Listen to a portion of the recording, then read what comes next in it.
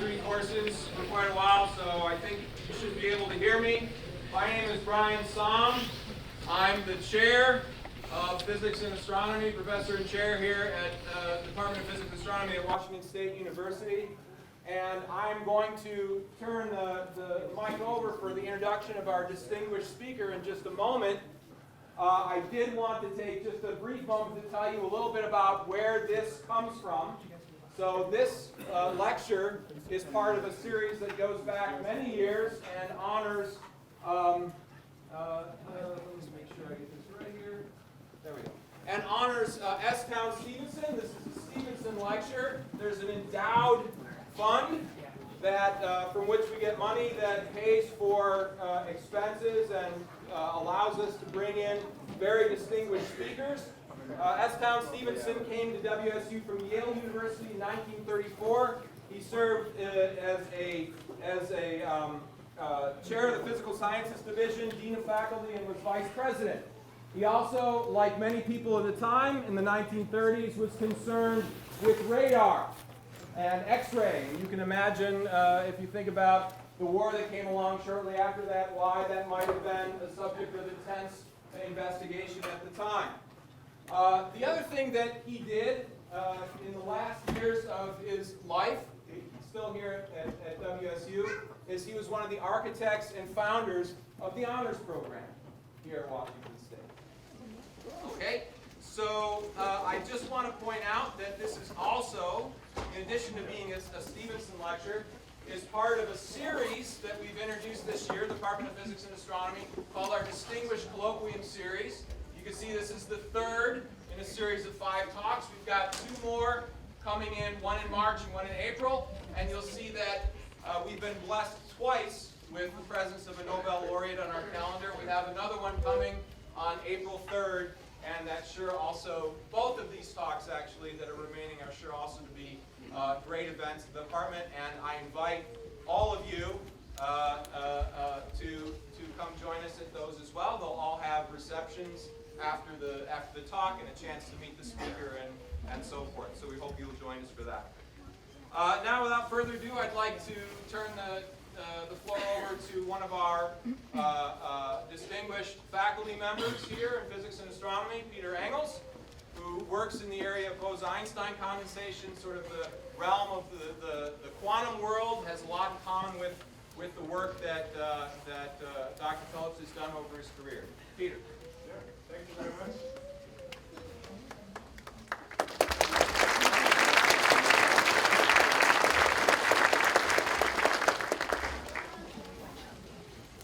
Yeah, good evening, everybody.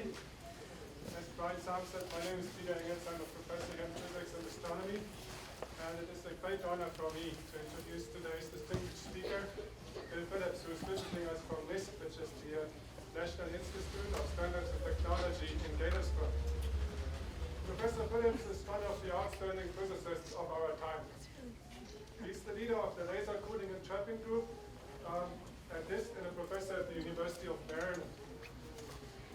His research has spearheaded a scientific revolution that is allowing researchers an unprecedented access to something that we call the quantum world.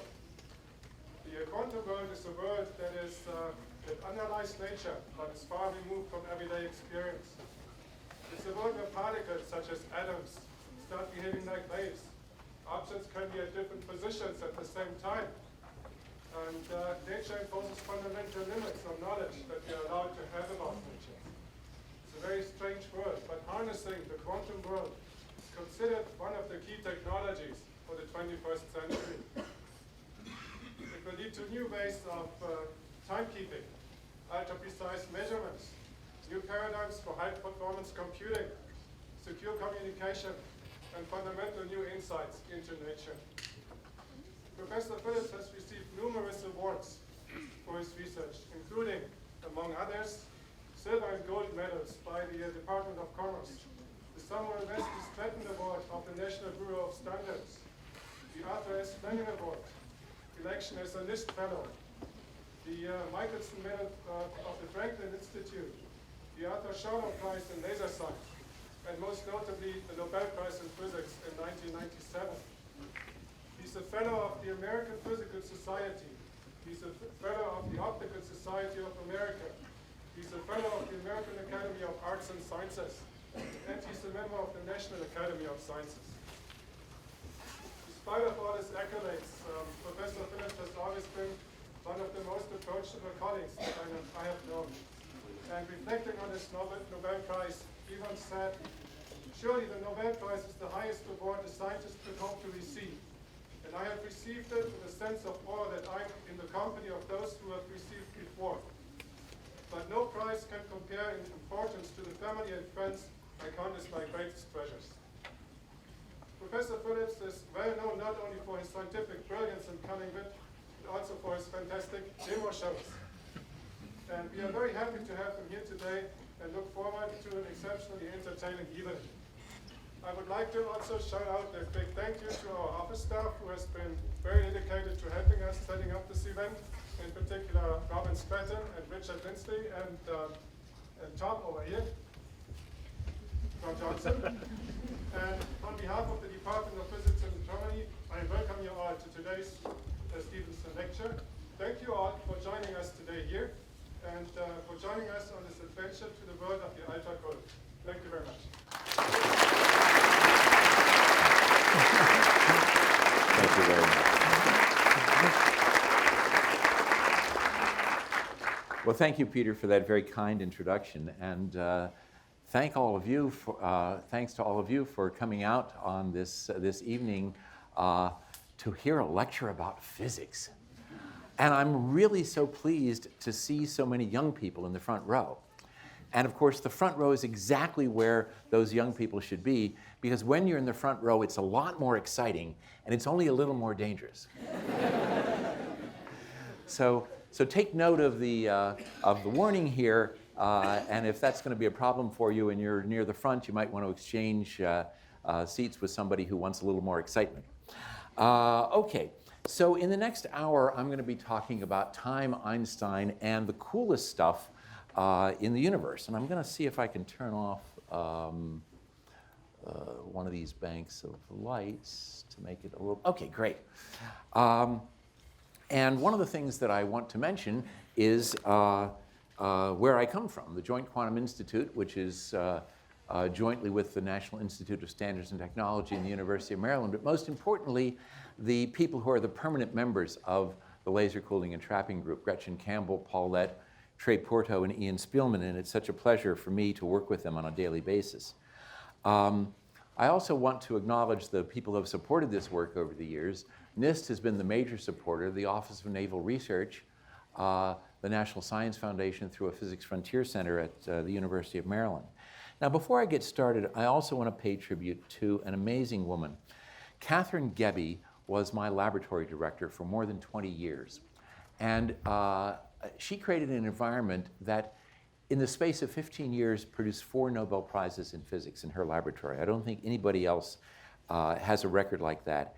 And she was a very strong advocate for the participation of women and underrepresented minorities in physics at NIST and around the world. And she had a wonderful motto. She said that the secret to her success was hire the best people, give them the resources they need to do their job, and get out of the way.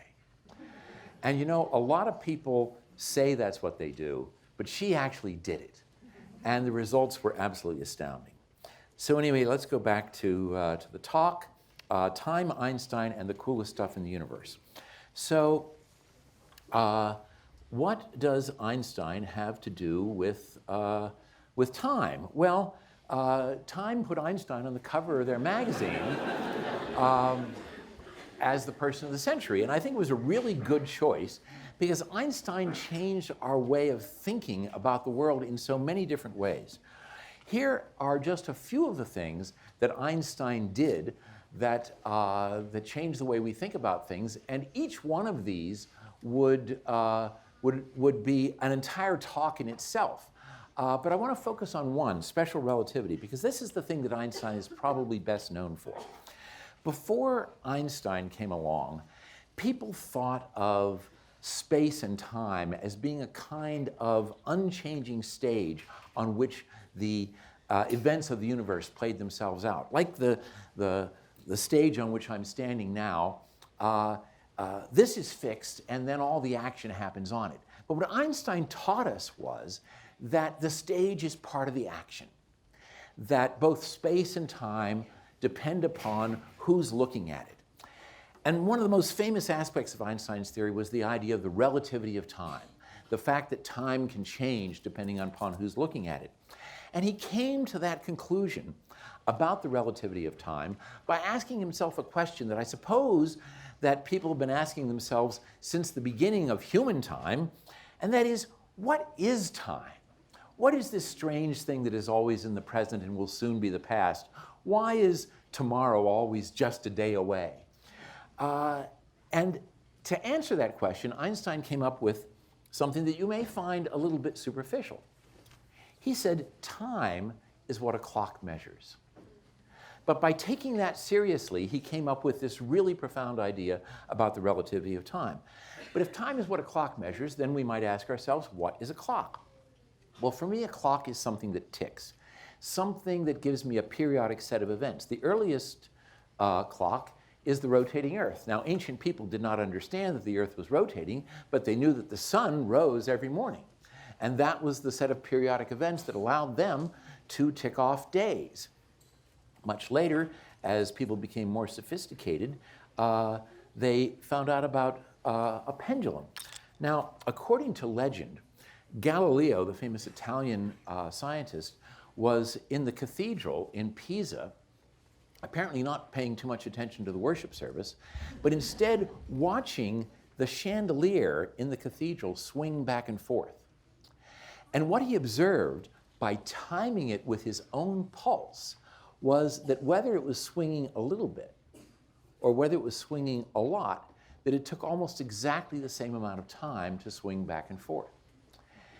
Other people, like Christian Huygens in the Netherlands, used that idea to make a clock, like this tall clock or grandfather's clock that you see here.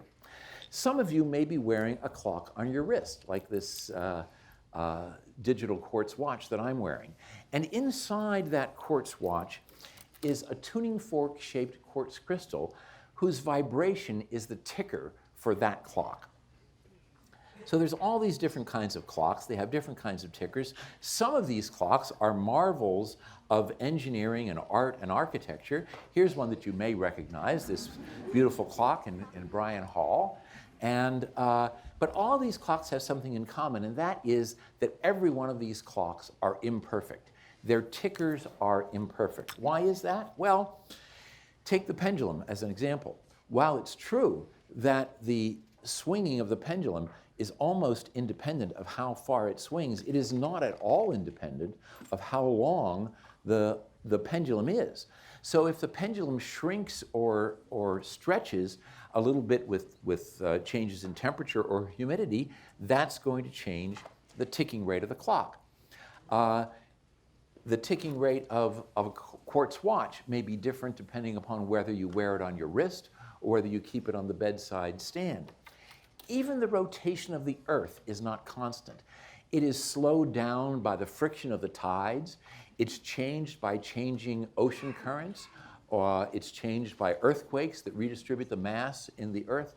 The fact that the Earth itself is subject to random changes in its rotation rate was made clear to me one day when I was visiting the U.S. Naval Observatory. Now remember, the Navy has supported this work for many years, and one of the reasons is that the Navy is interested in clocks and has been since the 17th century. So I was visiting a colleague at the U.S. Naval Observatory in Washington, and he was leading me to his laboratory to see some of the latest clocks that he was working on. And as we walked down the corridor, we passed by a door on which was written, Director of Earth Rotation. I thought, wow, that's a pretty responsible job. I wonder what happens if that guy goes on vacation. The point is, somebody is keeping track of the changes in the rotation rate of the Earth for people who need that kind of information, people who navigate by the stars, astronomers who want to know where to point their telescopes to see some object at any given time. So all of these tickers are imperfect. The best tickers The best tickers are atoms. Atoms have certain fixed energy levels, and to go from one energy level to another energy level, you have to shine in light or microwaves or radio waves of a certain frequency. And that frequency can be the ticker for what we call an atomic clock. And the thing that's so great about atomic clocks is that, for one thing, they're very little affected by the environment. And in any case, we keep them inside a vacuum, so that helps a lot as well. But the other point is that every atom of the same kind, so for example, cesium-133. You remember cesium from high school chemistry, those of you who've been to high school. It's on the left side of the periodic chart, down toward the bottom. It burns in air, but we keep it in a vacuum, so everything's cool. And the ticking of that cesium atom is the thing that we use to define what we mean by a second. In other words, a second is a certain number, a certain fixed number of cycles of the ticking of the cesium atom. And here's the cool part. Every cesium atom in the entire universe is absolutely identical to every other one, as far as we can tell. So that means it doesn't matter where you get your cesium. You can get it in Pullman, Washington. You can get your cesium in Boulder, Colorado. You can get it in Paris, France. And that cesium will behave identically because every one of those cesium atoms is absolutely identical to every other one. So they make wonderful tickers. Every one of these quartz watches is a little bit different from every other one. But every one of those cesium atoms is absolutely identical. So that's one of the reasons why they're such good tickers. Now you might ask, how good are these clocks? Well, for less than $100, you can get a quartz watch like this, and it'll be good to around 30 seconds in a year. That means a part in a million. That's pretty good. But if you're willing to pay $100,000 for a clock, you can buy an atomic clock that's good to a part in a million or 30 seconds in a million years. Now you may say, what, $100,000 for a clock? But think about it this way. You pay 1,000 times more money and you get 1,000,000 times better performance. I think that's a bargain. But you still may ask yourself, who actually needs to know what time it is to that level of precision? Because the fact is that most of us don't need to know what time it is to that level to go about our daily lives. Or so you may think. I would now like to convince you that you are very happy that at least somebody is keeping track of time to that level of precision. I found this advertisement once. So is that a cell phone ringing? You know, those cell phones depend on atomic clocks. But anyway, oh yeah, so our host forgot to silence his cell phone. Isn't that always the way it is? You know, one time I was in Stockholm at the Nobel Prize ceremony. It was when Eric Cornell got his Nobel Prize. And just before the ceremony was to start, the entire room went silent. And then in the middle of this silent room, a cell phone rang. And everybody pulled out their cell phones and silenced them. I think it was a setup.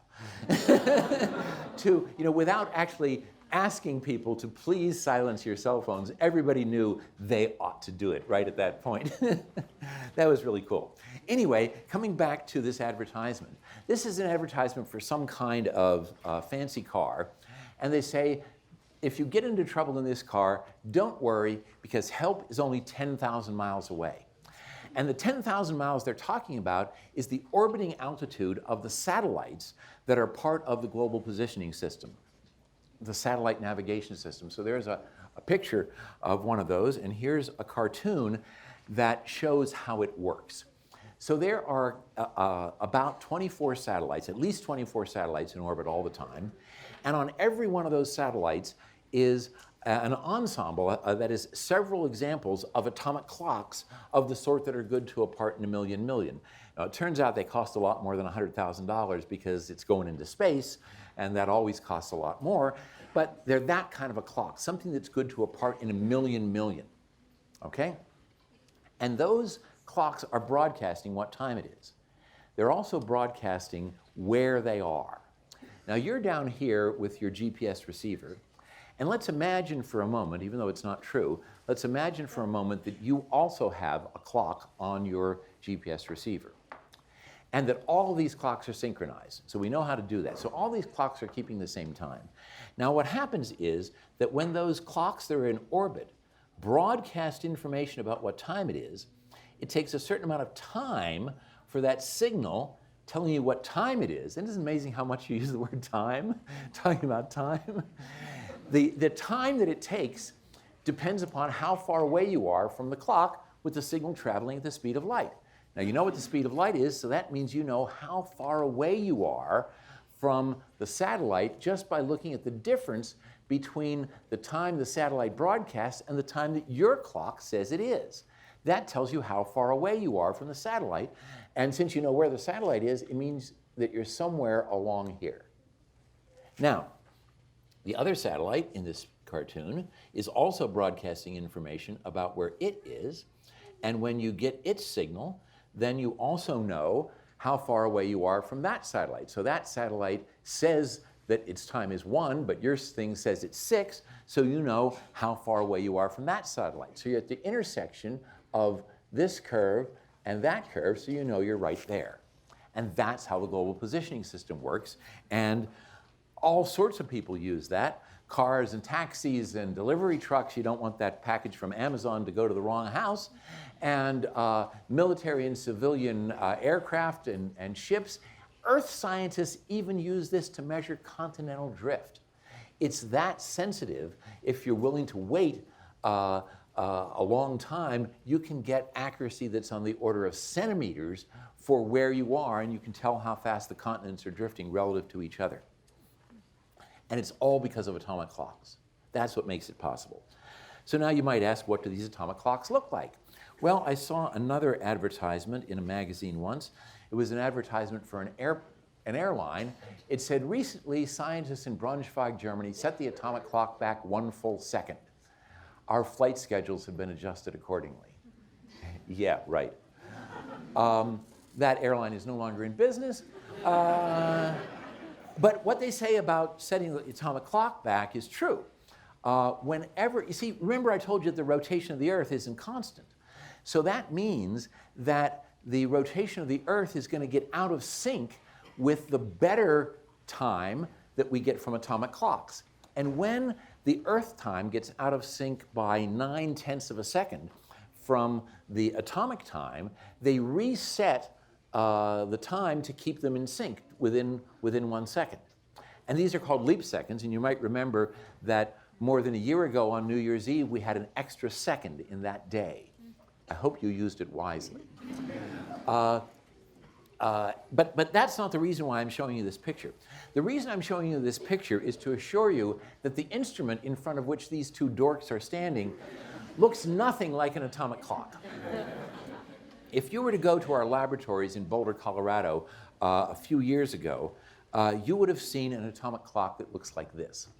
This is a long cylinder inside of which there's magnetic shields to keep the magnetic field from changing, and a vacuum to keep the cesium from burning up. And cesium atoms travel along here at a couple hundred meters per second, and we use those cesium atoms as the tickers for our atomic clock. So here's the basic idea of how it works. In the cesium atom, you have 2 energy levels. We have a lot more than that, but we're only interested in 2 particular energy levels that correspond to the difference in energy between the nucleus pointing one way and the electron pointing the same way, and the opposite. And to go between those 2 states requires that you shine in microwaves at about 9.2 gigahertz. So what you do is you shine in those microwaves at, this is the exact frequency that'll make it happen, and if the microwaves are at that perfect frequency, it will make the cesium atom change, and you can tell that. And if it's not, it won't change, and you can tell that. So what you do is, this oversimplified version, you just keep tweaking the microwave frequency until it makes the cesium atoms change state, and now you've got microwaves that are ticking at exactly that frequency. Now, it turns out it's a little bit more complicated than that. In fact, let me go to this one, which is pretty much the real deal.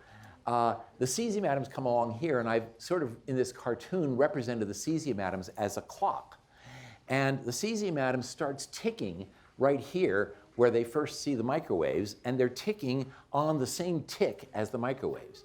Now, the cesium atoms fly to the other end of the apparatus at more than 100 meters per second, and the other end of the apparatus is only a meter away at most, so it only takes a few milliseconds, a few thousandths of a second for the atoms to get there, and now they're not in sync anymore unless the microwaves are perfectly on.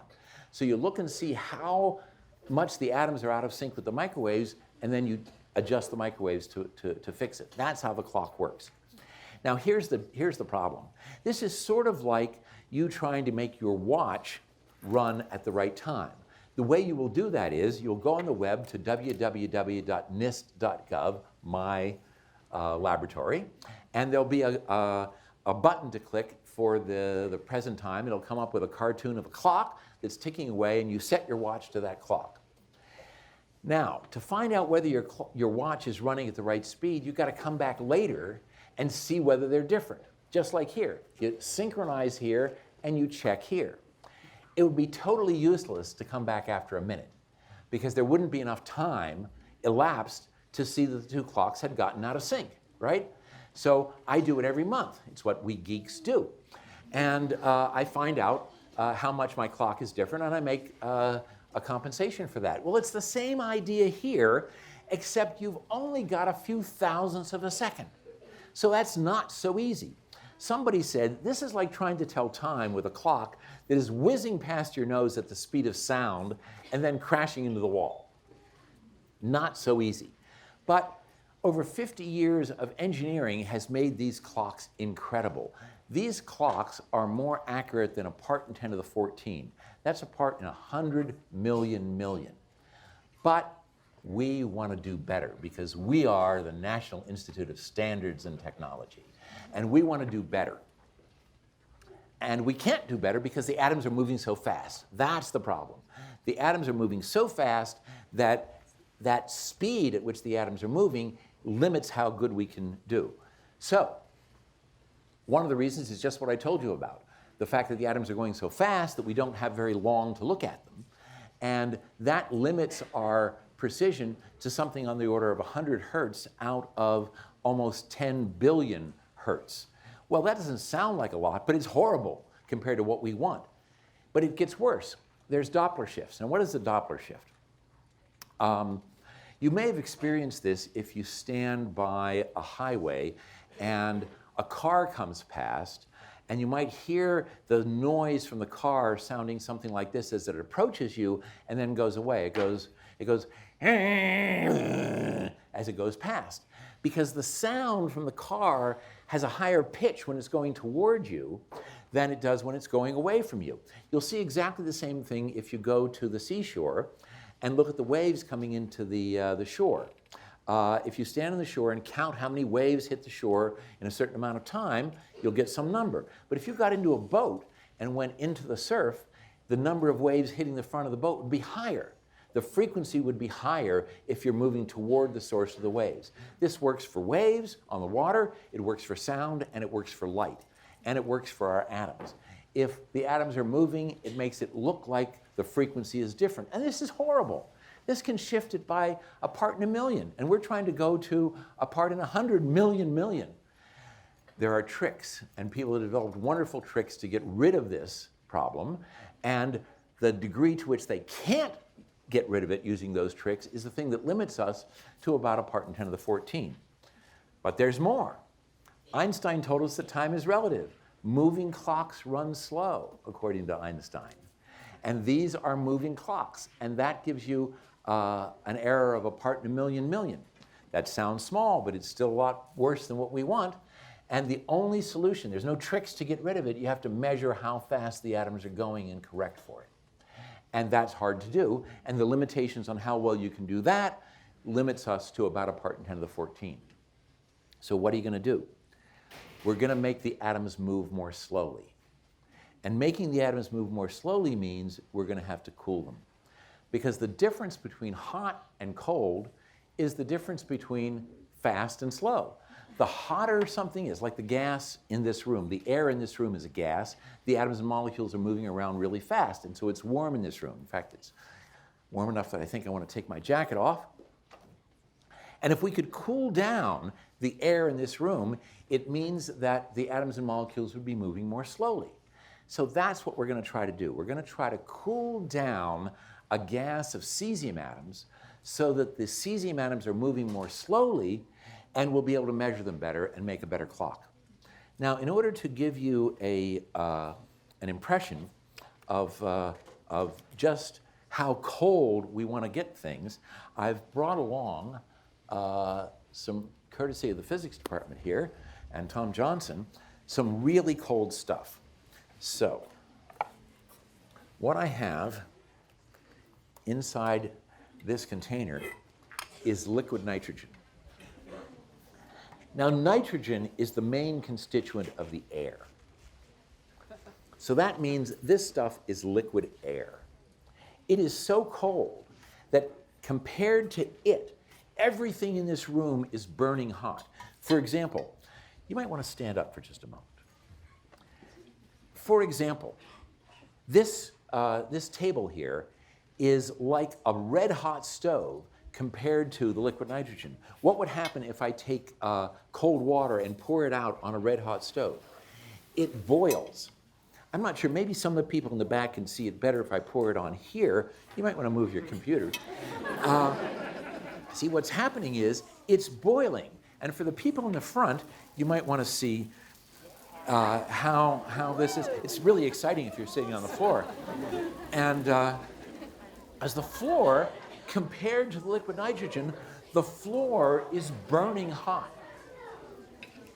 And it just makes the liquid nitrogen boil because the floor is so hot. Whoops, what happened?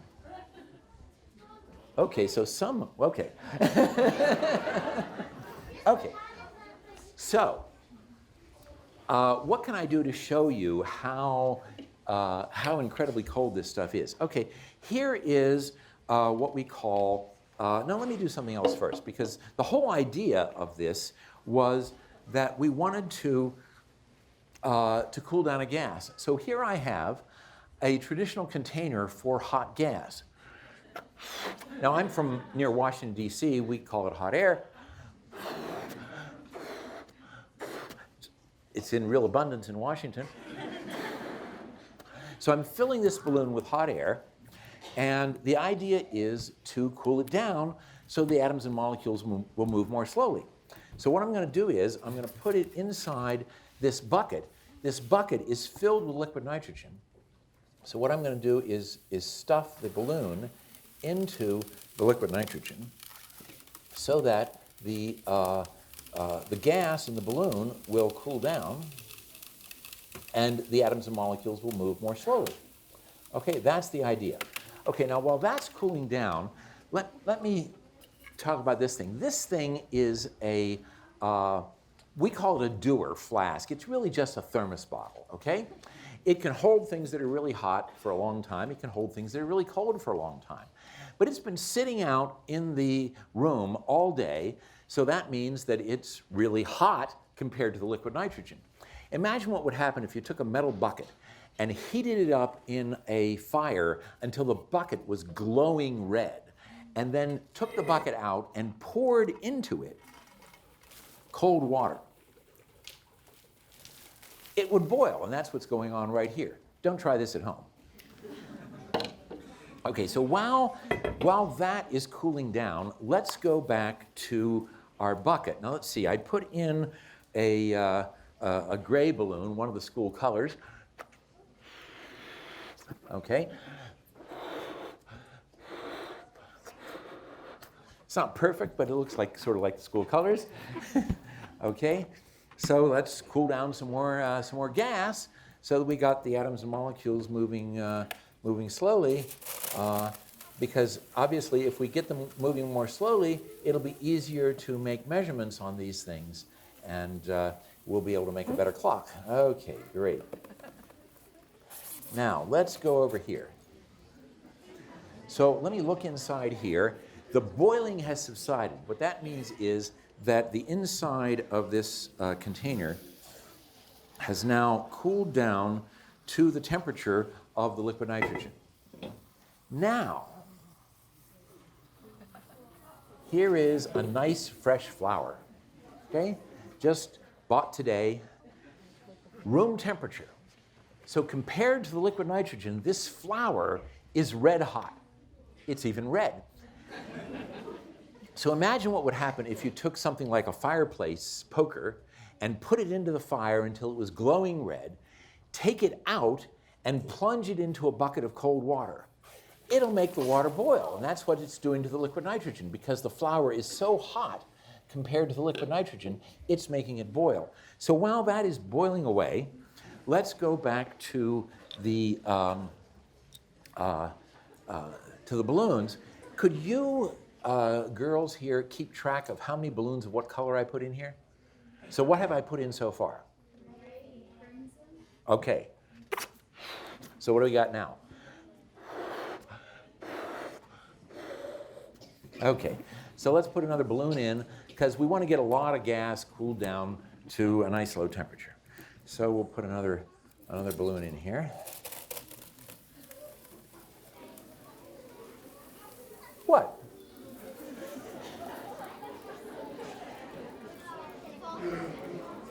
Okay, now let's see what else we can do.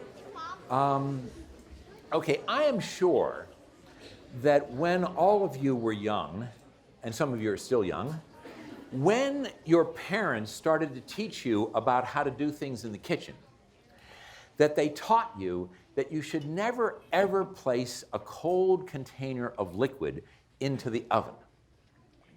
Well, here we've got a container, and here we've got some liquid.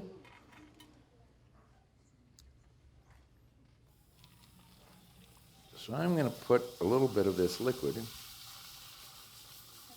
into the container.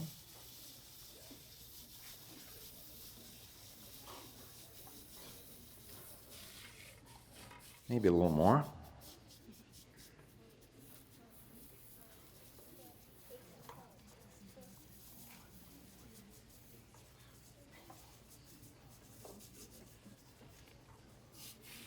Okay, that looks good. Now, if I can find the lid, where did I put the lid? Oh, there it is. So now I'm going to close the container really tight. And you see, this room, compared to the liquid nitrogen, this room is like an oven. So now we're going to put this into the oven. And I'll put a few more things into the oven, and we'll just see what happens. Okay, now let's come back to the flour. So remember, when I put the flour into the liquid nitrogen, it made the liquid nitrogen boil. But now I look in here and the boiling has subsided. That means the flour is now down to the temperature of the liquid nitrogen. This flour is frozen so hard that when I pull it out, I can crush it like it was made out of glass. This stuff is really, really cold. And you know, if you've got something that cold, then why not use it to cool down your gas?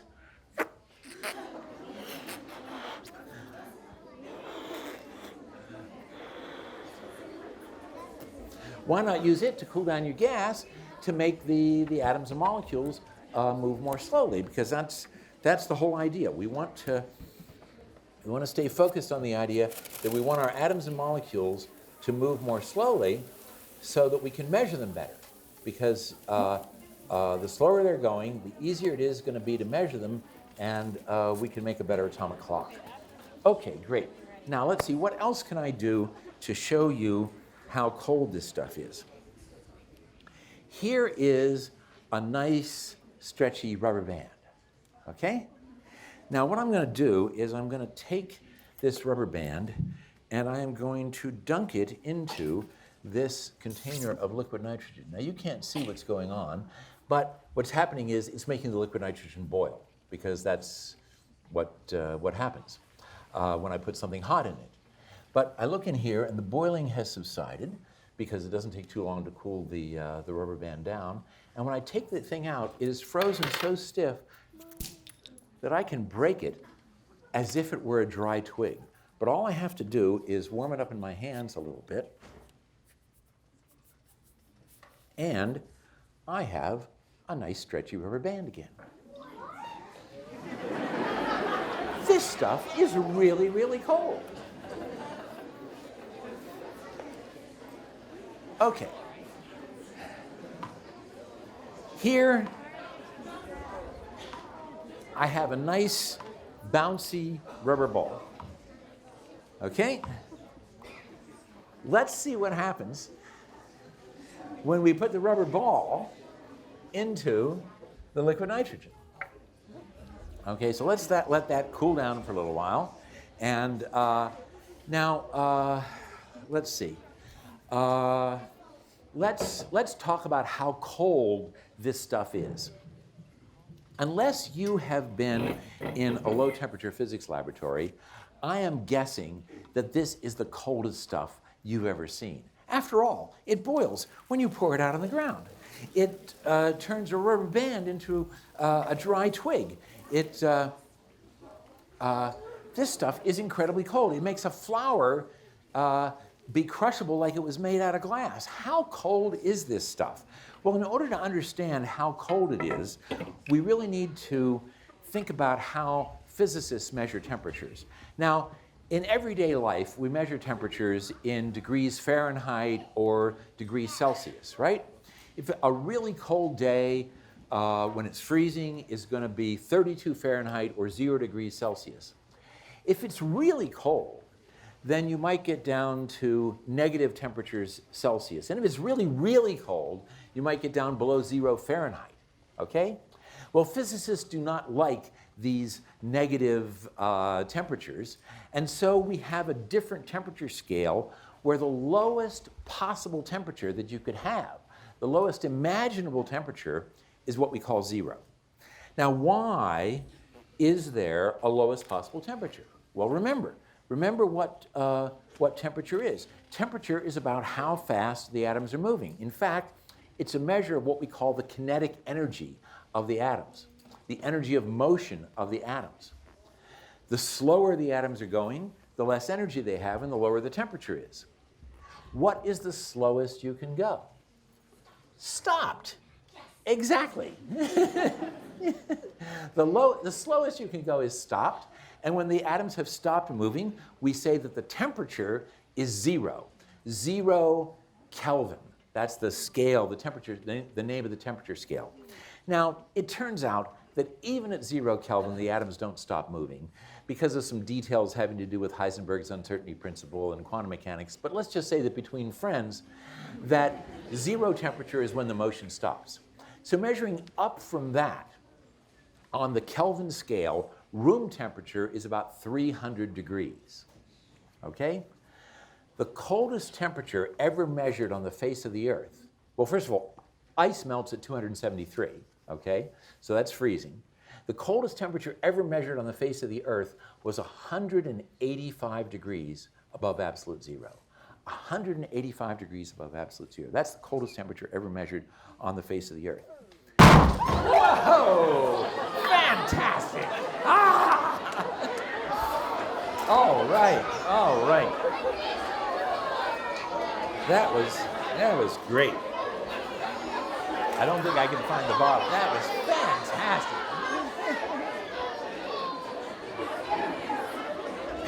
People. That was yesterday. That happened. It was already like that.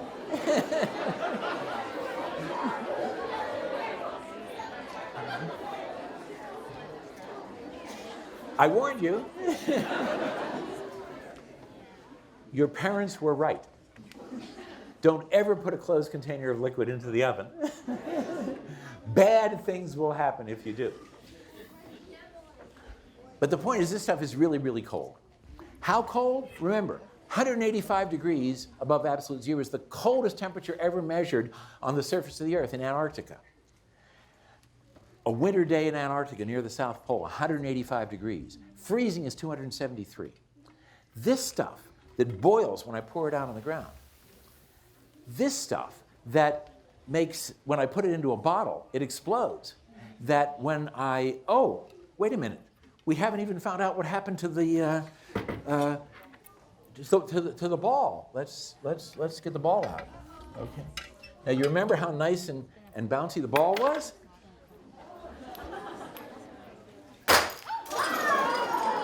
It breaks like it was made out of porcelain. This stuff is really, really cold. How cold? How cold is this stuff that boils when you pour it out on the table? This stuff is 77 degrees above absolute zero. 77 degrees above absolute zero. Well, I'm not sure. Maybe it's even colder than that. What's our altitude here? 2350. Oh, then it's even colder than that. It's probably about 75 or 74 degrees, because the temperature goes down as the pressure goes down. So it's even colder than 77. 77 at sea level. So it seems like when you've got something that cold, it would be a really good idea to use it to cool down your gas. Now, some of you may have noticed that the balloons that I put in here to try to cool them down, the volume of those balloons was greater than the volume of this bucket in which they went, right? And there's no false bottom in this bucket, okay? Why is that? And the reason is that these balloons have become as flat as pancakes. These balloons are like Frisbees.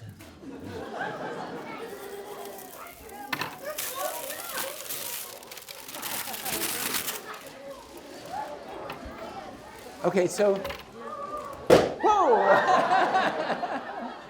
So how many balloons? How many balloons did I put in? 4. And how many did I take out? 4. Right. And what colors were they?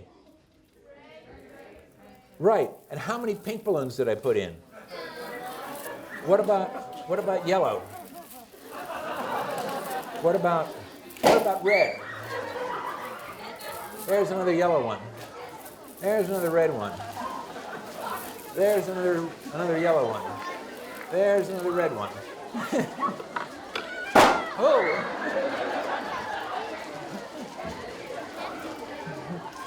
I did warn you about loud noises, right? So, what happened is, those balloons became completely flat, not because the air went out of them, but because the air condensed. So what happened is that, and that will happen anytime you have any kind of a gas, you put it in a container, and then you cool down the container. The gas will condense into a liquid or a solid, or it will stick to the inside of the container where it's cold, and you won't have a gas anymore. And if you don't have a gas anymore, then you can't use those atoms as an atomic clock, because they won't tick at the same frequency if they're stuck onto each other or they're stuck onto the inside of the container. You won't get that perfect ticking frequency. That perfect ticking frequency is only when the atoms are floating freely in space. So this is not the way you're going to cool down the atoms if you want to make a better atomic clock. And I'm going to tell you what the way is in just a moment. But there's another reason why this isn't the way of doing it. This liquid nitrogen is 75 degrees above absolute zero. Remember, room temperature is 300 degrees. That means this liquid nitrogen is 4 times colder than room temperature. The way things work out, that means that the velocity of the atoms, of the molecules, is 2 times smaller. So normally, nitrogen molecules in the air in this room are moving at the speed of sound, about 300 meters per second. The nitrogen molecules that are boiling off of this table when I pour the liquid nitrogen on, those molecules are moving at about 150 meters per second. In other words, they're moving about half as fast as the nitrogen molecules in the room. By reducing the temperature by a factor of 4, I made the molecules move half as fast. So I got a factor of 2. Well, that's not bad, but the fact is I have not spent my entire career trying to make half-fast atoms. What I wanted to do was to make atoms that are really, really slow. So the question is, how are we going to do that? How are we going to make atoms really, really slow? And at the same time, how are we going to keep them from condensing into a liquid or a solid? And the answer to that question has been staring at us from the heavens for centuries.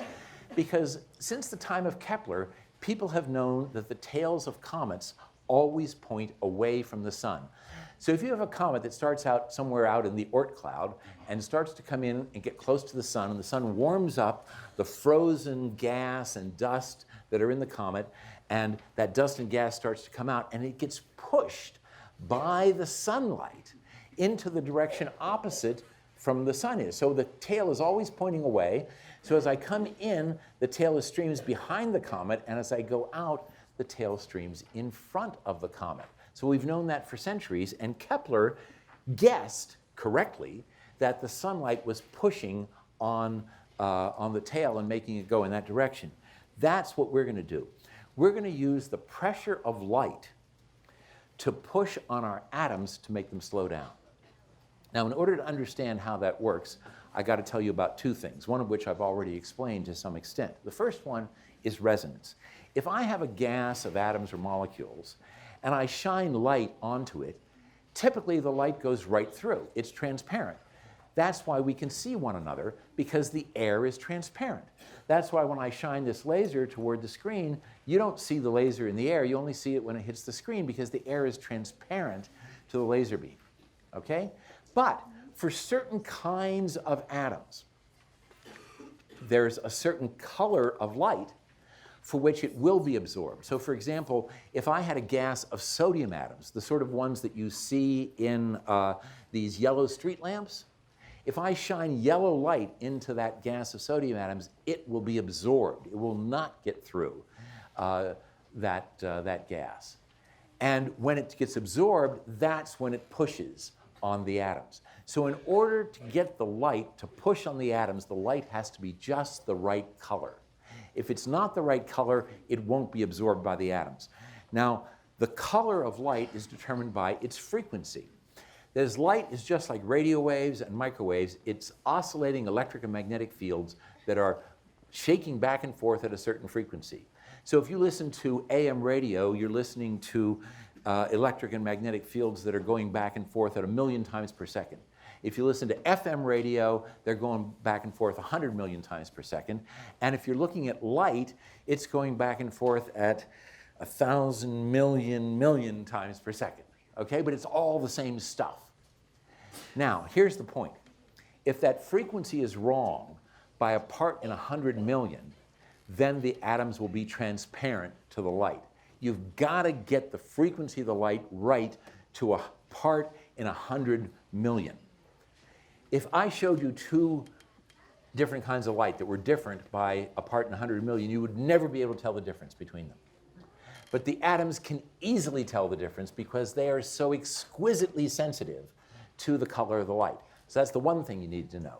The other thing you need to know is the Doppler shift, which we already talked about. If I've got an observer moving to, and that observer could be our atoms, for example, moving toward a source of light, it'll look like the frequency is a little bit higher and that the color of the light is a little bit bluer. Bluer is higher frequency, red is lower frequency. It's an extremely tiny effect for any reasonable velocities. For example, let's say that a policeman stopped you for going through a red light. It would be a really bad idea to explain to the policeman that because you were moving toward the red light, that its color looked green.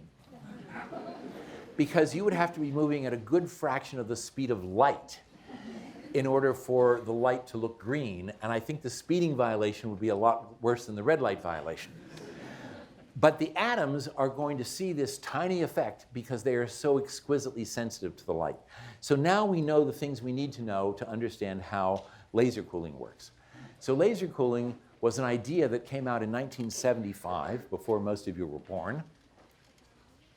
And the four guys who came up with the idea, Dave Wineland and Hans Dehmelt at the University of Washington in Seattle, Ted Hensch and Art Shallow at Stanford University in California, came up with this idea simultaneously. Now, one of the things I love about talking about this thing. Those 4 guys all won Nobel Prizes for something else.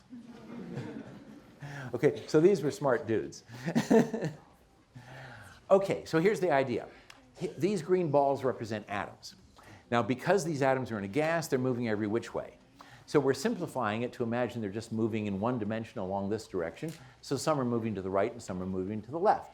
Now let's say that I'm this atom that's moving to the left, and there's this laser beam coming in, and that laser beam has been tuned a little bit too low in frequency to be absorbed by the atom if the atom were at rest. But because the atom is moving, it sees the frequency of that light shifted up closer to its resonant frequency, to the frequency it likes to absorb, so it absorbs it and slows down.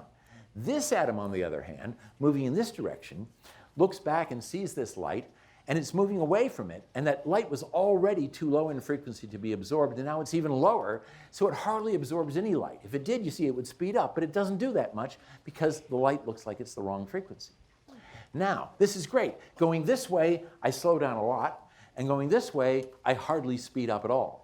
So we can make this work even better by bringing in another laser beam. Now, this atom, going this way, sees this laser beam as having the frequency that it likes to absorb, so it absorbs it and slows down. But this atom going this way sees this laser beam as being the one that has the right frequency, and so it absorbs it and slows down. So it doesn't matter which way the atom goes, it's going to slow down. And it works just as well if you bring in laser beams from top and bottom and backwards and forwards. Now, no matter which way the atom goes, it sees those laser beams that are opposing its motion as having the right frequency to be absorbed, and it slows down. The atoms feel as if they are in a viscous fluid. Imagine that you were in a swimming pool full of molasses, and you tried to move. You would find that no matter which way you went, that there was a force opposing your motion, and that's what we call the viscous force. The atoms feel the same way, and when Steve Chu did this experiment at Bell Labs in 1985, you may remember the name Steve Chu. So first of all, he shared the Nobel Prize with me in 1997 and with Claude Cohen-Tanucci, and he was the Secretary of Energy in the first Obama administration. But back in 1985, he was at Bell Labs, and when he realized that this would work, he called it optical molasses. And the name sort of stuck. So, but if that was all there was, then the atoms would simply come to rest. But it's not all there was. And the reason is because of something that Einstein taught us way back in 1905. Einstein, one of the many things that Einstein did was he taught us to think about light as being a stream of particles. For the last 100 years before Einstein came along, everybody thought of light as being a wave. And Einstein said, yes, of course it's a wave, but it's also something we should think of as a stream of particles. So that means that imagine that I'm an atom and I just happen to be sitting at rest, but I've got laser beams coming from the left and from the right, and I want to absorb the light from those laser beams, but I'm going to absorb the light one particle at a time. We call these particles photons. So it's equally likely, if I'm at rest and the two laser beams have the same intensity and frequency, it's equally likely that I'll absorb from that side or from that side. It's completely random. Let's say that I absorb a photon from that side. Boom, I get a kick. And now, just like I was in a boat and somebody threw a ball at me and I caught it, I'm now moving. If I'm a sodium atom, I'm moving at about 3 centimeters per second. But more important, I'm excited. Can't you tell? And that means I want to get rid of that extra energy, and I do that by shooting off a photon. It's just like shooting a gun. Boom! I have a recoil back by changing my velocity by 3 centimeters per second. Now I'm ready to absorb another photon, maybe from that side. Boom! I get a kick in this direction, changing my velocity by 3 centimeters per second. Then I get rid of the extra energy, maybe radiating in that direction. The direction I radiate is random. So I get a random kick in another direction. So every time the atom absorbs or emits a photon, which it does millions and millions of times per second, it gets a random kick. So the atom is doing this kind of random dance, and that heats it up. If it starts going off in one direction, then the Doppler shift guarantees that it gets beaten back. So there's a balance between being heated up by the randomness of the process and being cooled down by the Doppler effect. And the atoms reach a steady state, an equilibrium, at an incredibly low temperature. You do the math and you find out that you could get down to a temperature as low as 240 millionths. 240 millionths of a degree above absolute zero. My friends, this stuff, which is the coldest stuff you've ever seen, is 77 degrees above absolute zero. We're talking about, and it's so cold that it boils when you pour it out.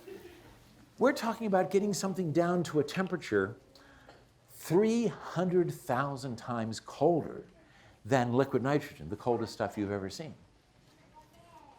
So that got people really excited. The velocity of sodium atoms at that temperature would only be 30 centimeters per second, whereas the velocity of sodium atoms in those street lamps that you see is about 1,000 meters per second, 100,000 centimeters per second. So that's a huge change. So we started to do the experiments. So let me turn off that first rank of the lights. Here is a picture taken in our laboratory of atoms, sodium atoms, being laser cooled. So the lasers are coming in from all these different directions, and here are the sodium atoms. This is about a centimeter across. There's about 100 million sodium atoms in there, and the question is, what is the temperature? The theory says they could get as cold as 240 millionths of a degree, 240 microkelvins above absolute zero. What is their temperature? How are we going to find out? It's not like you could take a thermometer and stick it up into the gas of sodium atoms to measure the temperature. We're going to have to measure how fast the atoms are moving. So here's what Steve Chu figured out as a way of doing this thing. You start with the atoms here in the optical molasses. They're jiggling around at some velocity, but they can't go very far because as soon as they start going in one direction, they get slowed down and end up going in another direction. So the atoms are wandering around, having a hard time getting away, and then you turn off the laser beams. Now, whatever direction the atoms are going in with whatever velocity, they're just going to go freely in that direction. And after a short time, a few thousandths of a second, the cloud of atoms will have expanded, just like any gas would expand into a vacuum. Then you turn the laser beams back on again, and you recapture some fraction of the atoms. Well, all you have to do is carefully measure the sizes of all these laser beams and how long you leave them off for, and the ratio of the number of atoms you start with to the number of atoms you end up. It's kind of complicated, but you can figure out the temperature. And that's what they did. And the temperature was 240 microkelvin, the coldest temperature you were able to get according to the theory. Now, the uncertainty was big because these are not easy experiments. We repeated exactly the same experiments in exactly the same way, and we got exactly the same answer.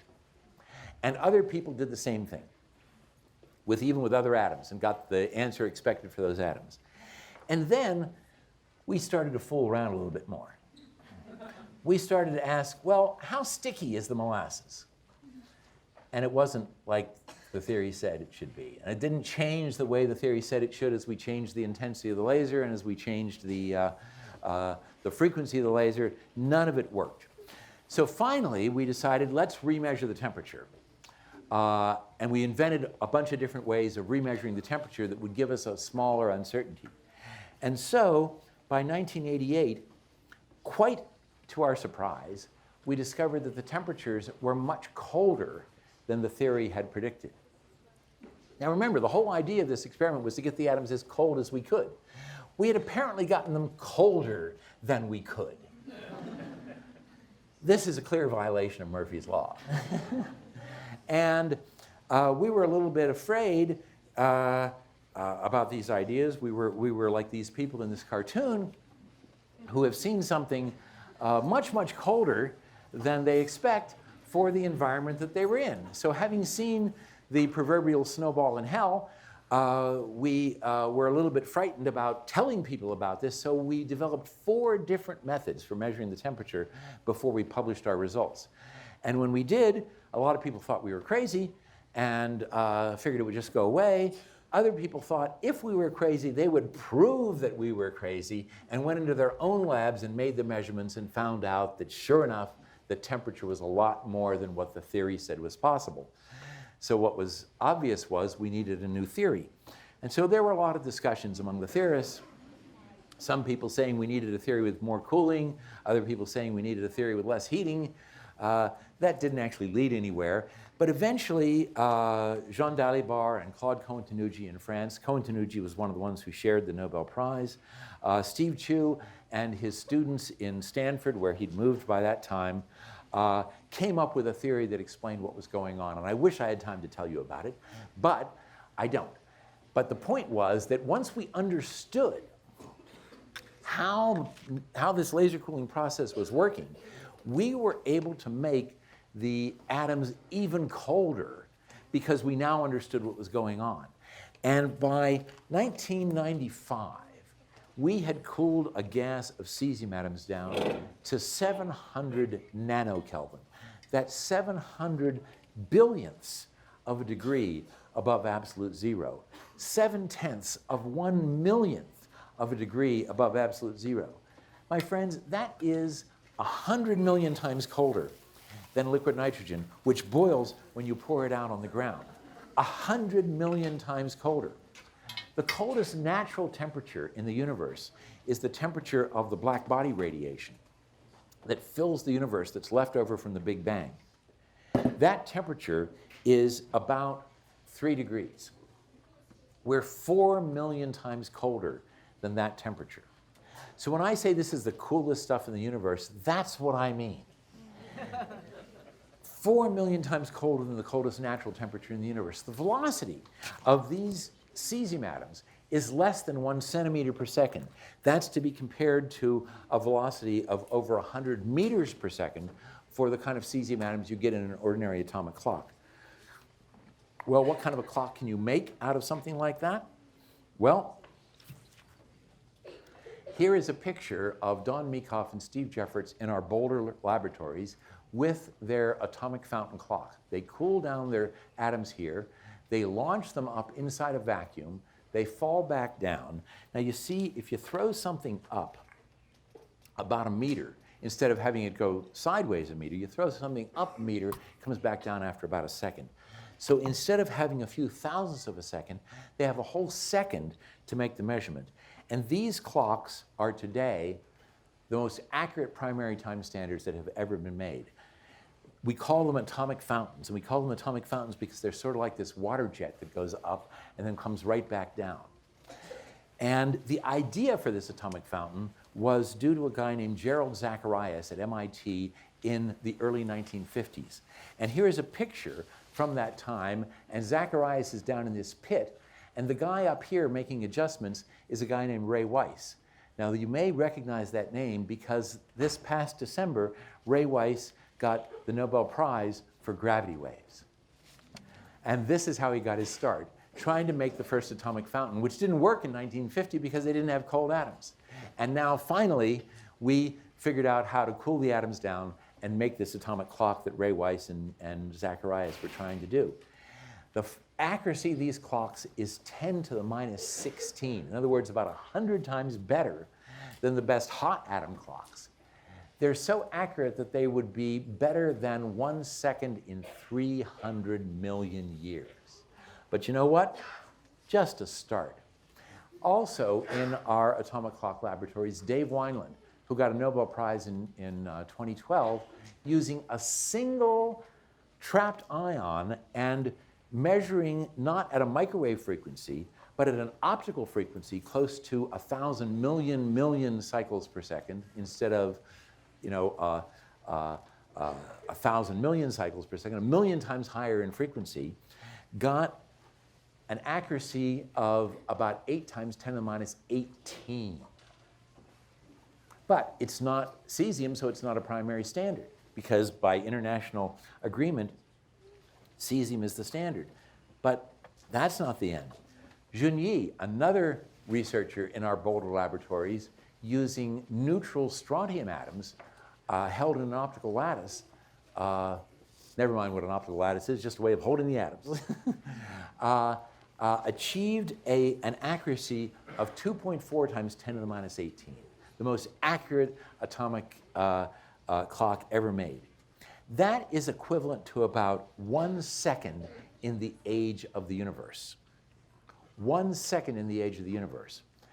At NIST, an agency of your United States government, this is what we call close enough for government work. But now you may wonder, where are you going to keep the coldest stuff in the universe? We've now cooled these things down. They're the coldest things there are in the universe, and we can make clocks with them, but how do we hang on to them? Well, let me turn on some more lights so we can see this. So here I want to illustrate what the basic problem is with holding on to atoms. Imagine that this ping pong ball is the atom that I want to hold on to, and that this giant brandy snifter is the bottle in which I want to hold it. Now, if the bottle is cold, we saw what happened with the balloons. The atom would just stick, and I wouldn't have a gas, and I wouldn't be able to use it for much of anything.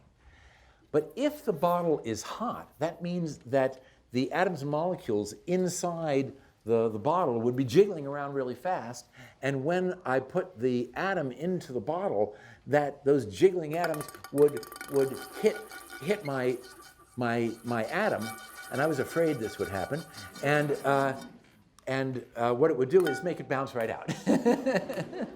So I can't use a hot bottle. I can't use a cold bottle. What kind of a bottle can I use? And the answer is, I'm going to use a magnetic bottle. So now what we're going to do is to go over to, let's see, here and there. Okay. So what I've got here, yes. So what I've got here, I don't know why the autofocus isn't working, but what I've got here is 3 magnets.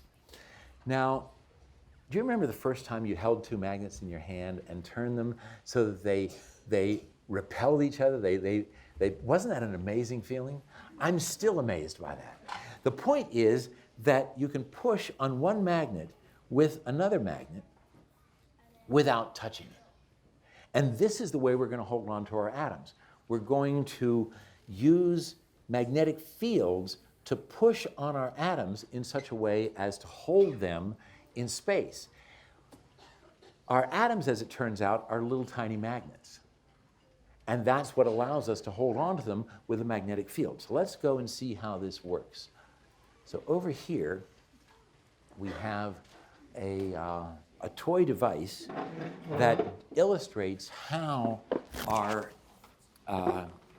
oops, one of my microphones came off. Okay, now, this little thing here represents our atom, okay? Whoops. Somebody must be leaning against a light switch somewhere. Okay, so this thing represents our atom, and this big apparatus down here, are we okay, or did it go? Okay, so we got a big magnet in here, and this little magnet is our atom. And I've arranged things so that the big magnet is pushing up on the little magnet, and if I let go of it, the little magnet should float right here in the air on top of the big magnet. And if you ever tried this when you were a kid with a bunch of magnets, you found that it never works. And the reason it never works is that the little magnet flips over and gets attracted to the big magnet.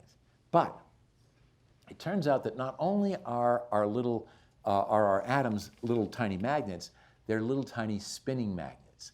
And one of the things you learned when you were playing with toys as a kid was that if you spin a top, it won't fall over. So now I'm going to spin this thing,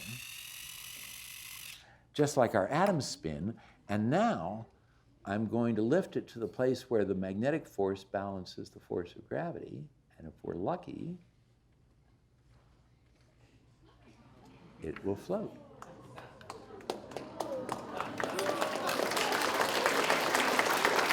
I don't know.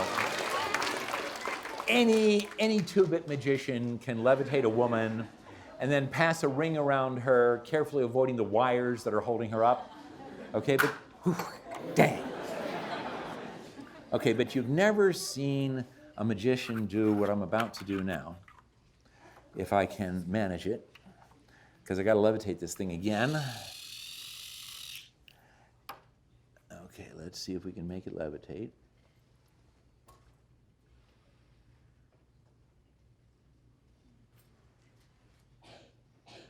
You never saw a magician do this. You see, there are no wires holding this thing up. This is the real deal. Okay, thank you.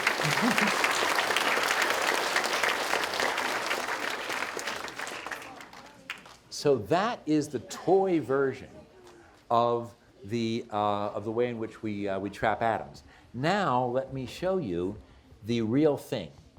So this is a picture of real atoms trapped. These are cesium atoms trapped in a magnetic trap that is similar to the one that I've shown you. And what you see here is a cloud of cesium atoms about 2 millimeters across at a temperature of about 1/1,000,000th of a degree. It's been released into the trap, a little bit off center, so it's bouncing back and forth. As time goes on, the atoms get struck by the background gas atoms because the vacuum isn't perfect, and they disappear. Now, using atoms that are trapped in a magnetic trap like this, and then using a new technique, which is really an old technique called evaporative cooling, we let the most energetic of the atoms escape, and that leaves what's left behind colder. You've experienced this anytime you've gone swimming and then come out into a windy air. You feel cold because the water is evaporating from your skin, and what's happening is the most energetic water molecules are leaving, and that leaves what's left behind colder, and that's what makes your skin feel cold. We do exactly the same thing with our atoms. It's also what happens when you cool down your coffee, right? So we hold the atoms in a magnetic coffee cup, and we let the most energetic of them escape, and the atoms get even colder than they can with laser cooling. And this leads to something that Einstein predicted back in 1924. He said that if you've got a gas of atoms of this sort, cold enough and dense enough, something really strange would happen. A large fraction of the atoms would simply stop moving. Now, they don't actually do that, but because of the Heisenberg uncertainty principle, but Einstein didn't know about the Heisenberg uncertainty principle because it hadn't been invented yet. So he thought they would just stop moving. In 1995, 70 years after Einstein's prediction, teams in Boulder, Colorado, at NIST and at MIT did it for the first time. Starting with laser-cooled atoms and then using evaporative cooling, they cooled this gas down and saw this phenomenon that Einstein had predicted so many years ago. And this earned those scientists the 2001 Nobel Prize in Physics. And as a result of this technique, they and other groups have gotten down below 1 nanokelvin, below 1/100000th of a degree above absolute zero. Here's a sequence of pictures showing their gas going from an ordinary thermal gas at the incredibly hot temperature of 400 billionths of a degree, down to a temperature of first 200, where this big spike comes up, and that's the atoms that are hardly moving, that are moving as little as the laws of physics allow, and they cooled it down to about 50 nanokelvin. But since then, they've gotten even colder, as reflected by this thermometer. This is a cartoon of a thermometer that we call a logarithmic thermometer. What that means is every tick mark on here represents a factor of 10 change in the temperature. So we start up here at the surface of the sun, about 6,000 degrees. Not the hottest temperature there is, but pretty hot, right? And compared to the surface of the sun, room temperature is just a tiny bit colder. And even liquid nitrogen, the coldest stuff that you've ever seen, is a little bit colder than that. And the coldest natural temperature in the universe is only a little bit colder than that. The first experiments with optical molasses were colder compared to outer space than outer space is compared to the surface of the sun. But that was just a start. The subdoppler laser cooling got down to 7/10 of a microkelvin, and then the first Bose-Einstein condensates were down to 500 nanokelvin, and today are lower than 500 picokelvin, less than 1/2 of 1/100000th of a degree above absolute zero. And now, here at Washington State University, a team of scientists is getting ready to send up atoms into space, into the International Space Station, to cool them down even more, maybe getting to temperatures that are on the order of a picokelvin. What's the next thing? Well, one of the next things is cooling atoms of a different kind. There are two kinds of particles in the universe. Bosons, the ones that make Bose-Einstein condensates, and fermions, which are things like electrons that determine all kinds of things about electronics and chemistry. This woman, Debbie Jin, was the first person to cool down a gas of fermions to what we call quantum degeneracy, the kind of state that we see in metals, but often we don't understand very well. She did that with a gas of atoms that are fermions and opened up a whole new field of study, some of which is being pursued right here at Washington State.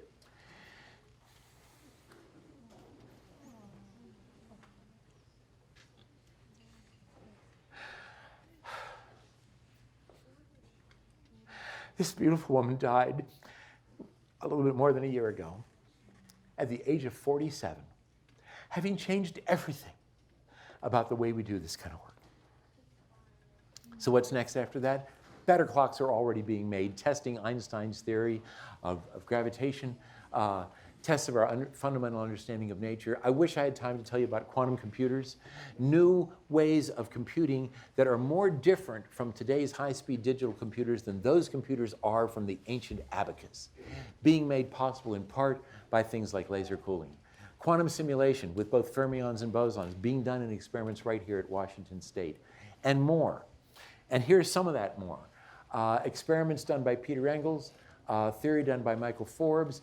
Here's a sequence of pictures showing the achievement of Bose-Einstein condensation in the gas of rubidium.